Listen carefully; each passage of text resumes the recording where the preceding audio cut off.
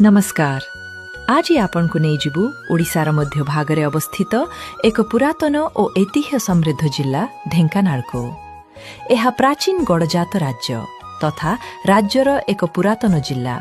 यह गड़जात राजा ढेंका सबरंक द्वारा स्थापित होइथिला इतिहास कहे। ढेंकानाल ढेंका सबरंक नाम रे जने सबर राजांक द्वारा शासित होउथिला।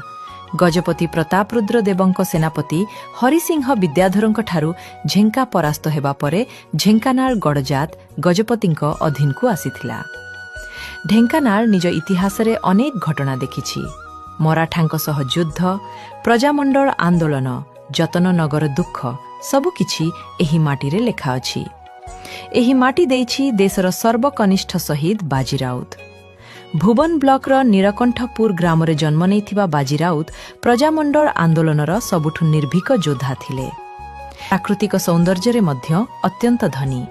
एहार पर्वपर्वाणी, मेला, परंपरा सबु मिसी एहाकु अलग। ढेंकानाल लोकप्रिय पर्व जोरंदा महामेला, भुवन दशहरा बलद जात्रा, ढेंकानाल लक्ष्मी पूजा, भूमि पूजा। भुवनाल बुली आसिले देखिबे कपिलास जोरंदा, सप्तसज्जा, सापुआ डैम, कुआलो, अष्टशंभु मंदिर, ढेंकानाल राजप्रसाद, दंताधर, सरांग, अनंत शयन प्रतिमा, बाजी राउत स्मृति, स्तंभ बाजी राउत सेतु, आहुरी अनेक किछि। आम ढेंकानाल गजलक्ष्मी पूजा ओडिशा प्रसिद्ध। आम ढेंकानाल बरा हेउ कि मगजी लडू हेउ थरे खाइले पाटिरु छाड़ेनी।